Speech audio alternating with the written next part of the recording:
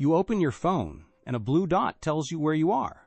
It feels like the sky looked down and found you. That is the wrong picture. GPS does not see your street, your car, or your body. It does not recognize landmarks. The blue dot is not a picture.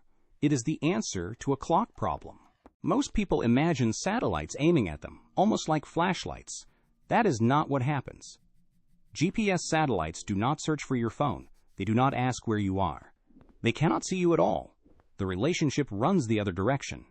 They broadcast. Your phone listens.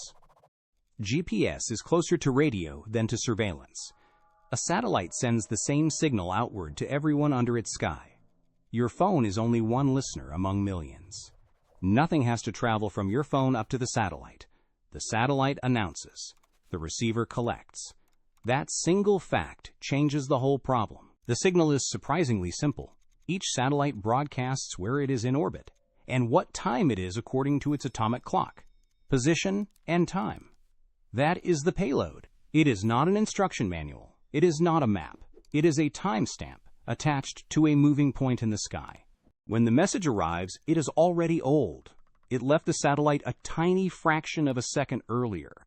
Your phone compares the satellite's send time with the receive time in its own chip.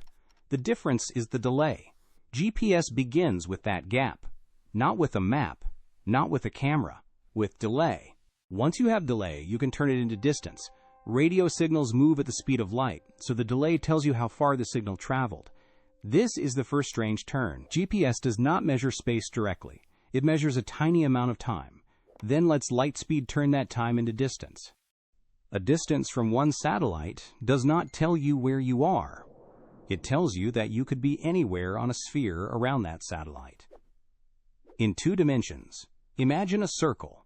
In real space, it is a shell. One measurement gives a possibility surface, not a point. Add more satellites, and the possibilities shrink.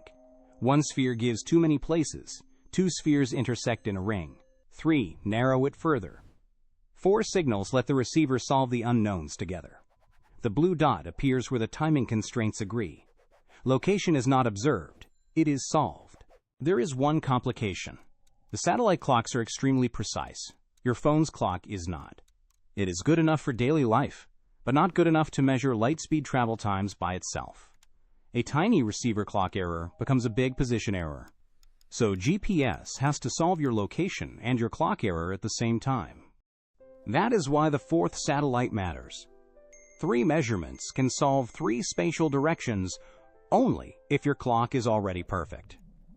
But your clock is not perfect. The 4th signal gives the receiver enough information to correct its own time error. GPS is not just solving where you are, it is solving what time your receiver thinks it is. Every GPS satellite carries atomic clocks because the whole system is built on timing. These clocks do not tick by springs or gears. They count atomic oscillations. That precision sounds excessive until you remember the scale. A tiny timing mistake multiplied by the speed of light becomes a huge distance mistake. GPS also has to correct for relativity. The satellites are moving fast, which changes their clocks one way. They are also high above Earth's gravity well, which changes their clocks another way. These effects are tiny per day, but GPS is built from tiny time differences.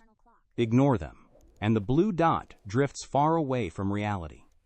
The correction is not a trivia fact added after the system works. It is part of the system. The satellite clocks are adjusted so their time makes sense from Earth's surface. The receiver is not just hearing clocks. It is hearing clocks that have already been engineered to survive motion, gravity, and distance. This also explains why GPS sometimes fails in ways that feel strange. In a city, signals bounce off buildings before they reach your phone. The receiver measures the longer reflected path and thinks the satellite is farther away than it is. The math is still doing its job.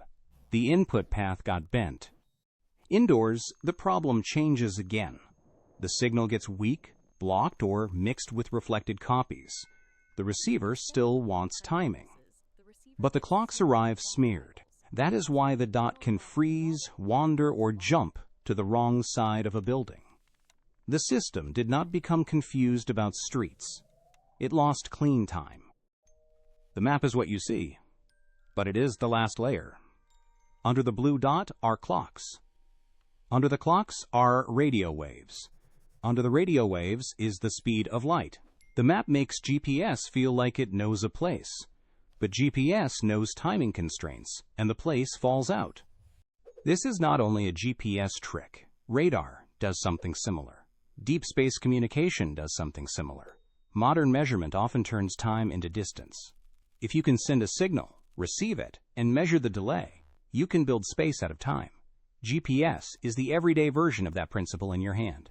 So the blue dot was never a little eye in the sky. It was never a satellite finding you. It was your receiver comparing clocks, converting delay into distance, correcting its own bad time, and solving where the spheres agree.